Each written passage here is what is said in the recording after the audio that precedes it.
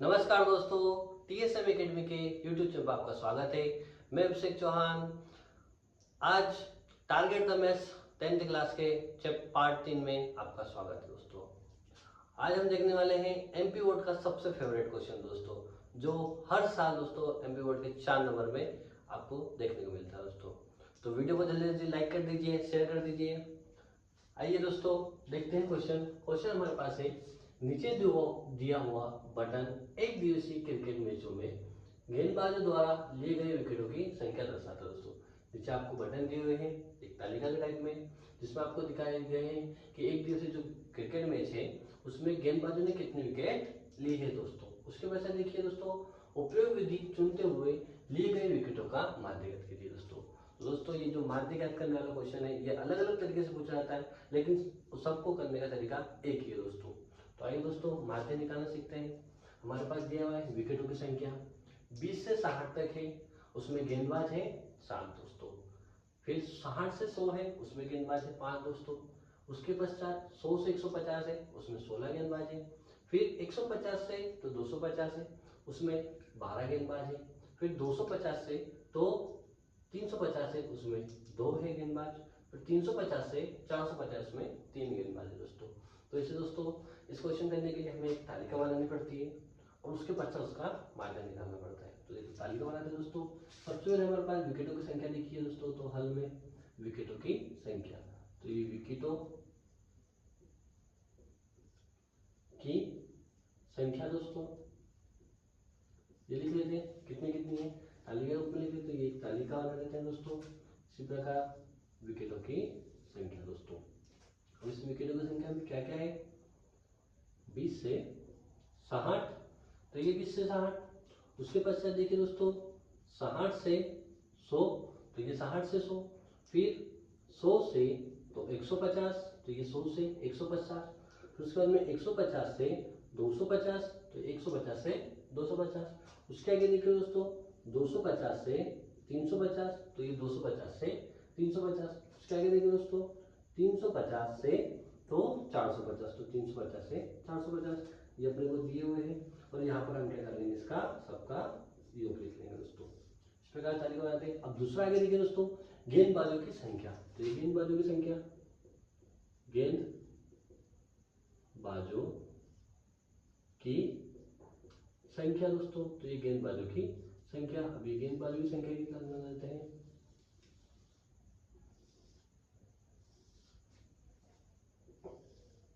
कितनी इतनी है, 20 से 60 में 7 है दिया हुआ हमें। उसके बाद में 60 से 100 में 5 है, तो ये 5।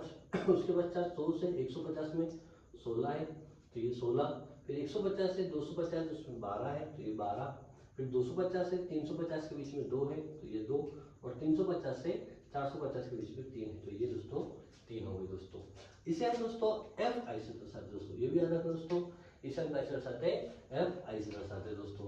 और यहाँ पर नीचे योग है, तो यहाँ पर एक सिग्मा लिखते हैं। सिग्मा का अर्थ भी क्या होता है दोस्तों, योग होता है। तो ये सिग्मा, अब किसका योग कर रहे हैं, एफ आई का कर रहे हैं, तो ये एफ आई शॉर्ट फॉर्म में दोस्तों एफ आई का सिग्मा जोड़ लेते हैं। 7 और 5 दोस्तों 12 होते हैं, 12 और 6 18 होते हैं, 18 और 2 20, 20 और 2 22 और 3 25 दोस्तों। अब 25 तो 25 का 5 80 लाएगा दोस्तों 1, तो ये 1 2 3 दोस्तों, तो ये 3 दोस्तों, यानी कि इनका योग कितना है दोस्तों, 35 आया। अब आगे देखते हैं दोस्तों। अब यहाँ पर ये जो हमें टाइम में देखा है, वर्ग चिन्ह में देखा है दोस्तों, 20 से 60, 60 से 100, 100 से 150 दोस्तों। इसको सिंपल रूप में लिखने के लिए इनका मध्य बिंदु लिखते हैं। क्या लिखते हैं, इनका मध्य बिंदु। और उसको हम कैसे दर्शाते दोस्तों, एक्स आई से दर्शाते हैं। कैसे दर्शाते दोस्तों, उसे हम एक्स आई से दर्शाते हैं दोस्तों। तो ये एक्स आई दर्शाते हैं इसको, एक्स आई। अब इन दोनों का मध्य बिंदु लेना है दोस्तों, तो आप मध्य बिंदु कैसे निकाल सकते हो, मध्य बिंदु निकालने के 2-3 तरीके होते हैं। जैसे इन दोनों को जोड़कर 2 से भाग दे दीजिए, या डायरेक्ट निकाल लीजिए। जैसे 20 और 60, इन दोनों के मध्य क्या आता है, 40 आता है, तो ये डायरेक्टली 40। अगर ऐसे नहीं जमता है दोस्तों, तो इन दोनों को जोड़िए 20 और 60। जैसे हम यहाँ पर देखते हैं 20 प्लस 60 दोनों को जोड़ते हैं और 2 से भाग देते हैं। 20 और 60 कितने दोस्तों, 80 होते हैं, 2 से भाग देंगे तो वही 40 दोस्तों। वैसे दोस्तों 60 और 100 इसके मध्य आता है 80, तो ये 80 लिख देते दोस्तों। यहाँ पर देखिए दोस्तों 100 और 150 इन दोनों के मध्य क्या था दोस्तों 125, तो ये 125 आता है दोस्तों। 150 और 250 इन दोनों के मध्य क्या आता है 175, तो ये 175 दोस्तों, सॉरी दोस्तों 200 आता है। 150 और 250 के बीच में दोस्तों क्या आता है 200 आता है, तो ये 200 आ गया दोस्तों। फिर 250 और 350 इनके मध्य 300 आता है, तो ये 300। अब 350 और 450 इन दोनों के मध्य क्या था दोस्तों 400 आता है, तो ये दोस्तों 400 लिख दिया दोस्तों।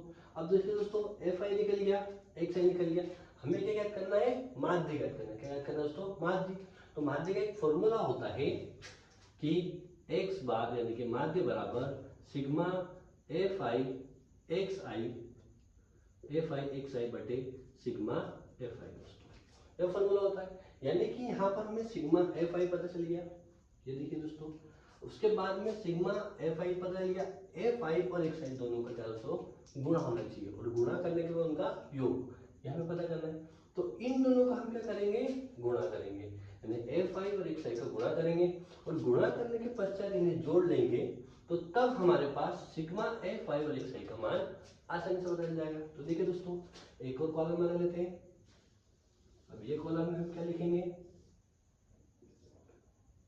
एफ आई गुणा एक्स आई, करें दोस्तों गुणा। देखिए दोस्तों 7 का गुणा 40 में करना है, 7 का गुणा करना है 40 में, तो 0 का 0, 7 चौक 28 यानी 280 दोस्तों।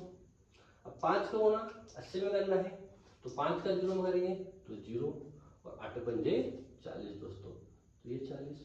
आगे देखिए दोस्तों 16 का 125 में करना है, तो 16 का बढ़ा 5 बार, 16 पंजे 80 दोस्तों, तो 80 के 0, 80 लाया 8।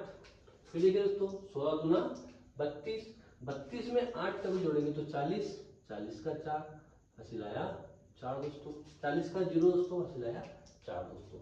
उसके बाद 16 का 1 में करेंगे, 16 1 16, 16 और 4 को जोड़ेंगे दोस्तों कितना हो गया 20 हो गया हमारे पास, तो 20 का 20। आगे देखिए दोस्तों 12 का 2 में करना है, तो 12 का 0 में करेंगे तो 0, 12 का 0 में करेंगे तो 0, 12 का 2 में करेंगे तो 12 दूना 24, तो ये 12 दूना 24 दोस्तों। आगे देखिए 2 का 300 में करना है, तो 300 होना सीधी सी बात है 600, तो ये 600। फिर 3 का 400 करना है, तो 0 के लिए 3 0 में 0, 3 का 0 में करेंगे 0, 3 12 दोस्तों।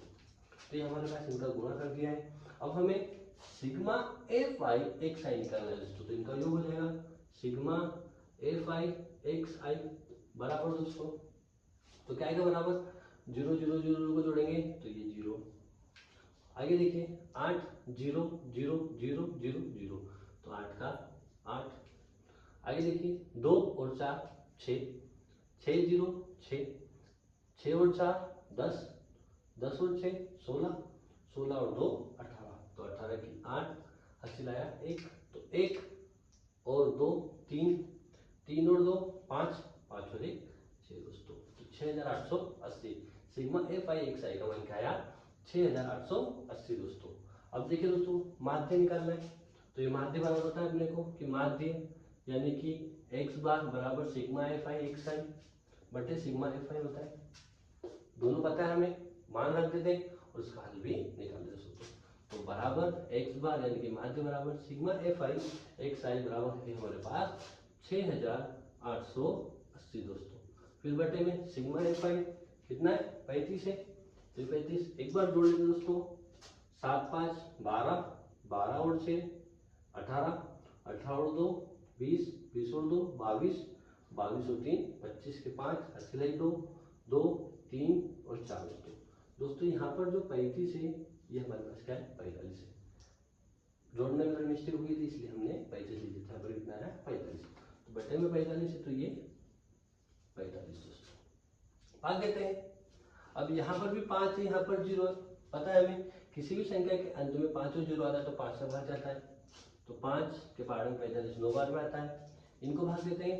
5 के पहाड़े में 6 नहीं आता है, उससे कम 5 आता है, तो कितनी बार में आता है एक बार दोस्तों, 5 एक 5 बचेगा एक, तो ये कितना हो गया 18 हो गया।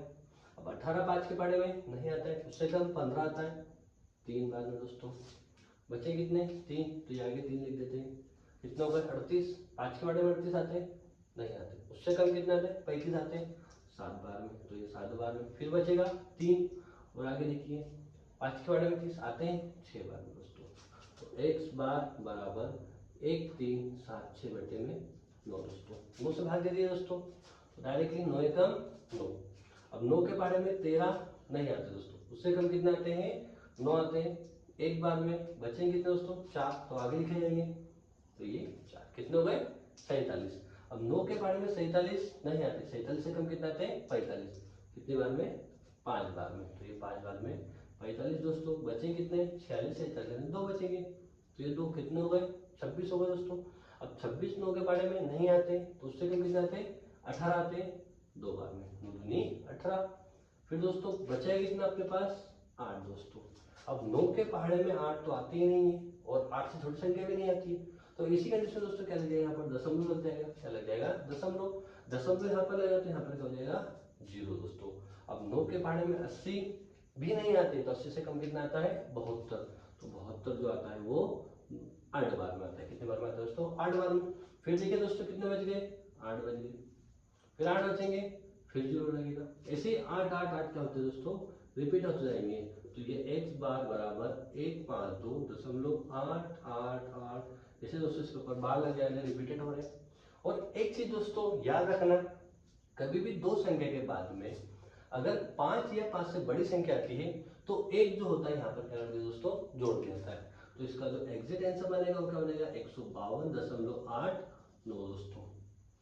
5 से याद रखना दोस्तों, 5 से बड़ी संख्या अगर यहाँ पर कभी होती है तो एक जोड़ दिया जाता है, तो ये हमारे पास क्या हो गया दोस्तों आंसर हो गया। यानी कि ये जो सूत्र था, ये जो सवाल था हमारे पास, इसका मान निकला दोस्तों 152.89 दोस्तों। यही क्वेश्चन दोस्तों आपको 4 नंबर में एमपी बोर्ड में देखने को मिलते हैं। तो इसी प्रकार दोस्तों हमारे वीडियो को लाइक कीजिए, चैनल को सब्सक्राइब कीजिए, और वीडियो को अधिक से अधिक लोगों तक शेयर कीजिए दोस्तों। धन्यवाद दोस्तों।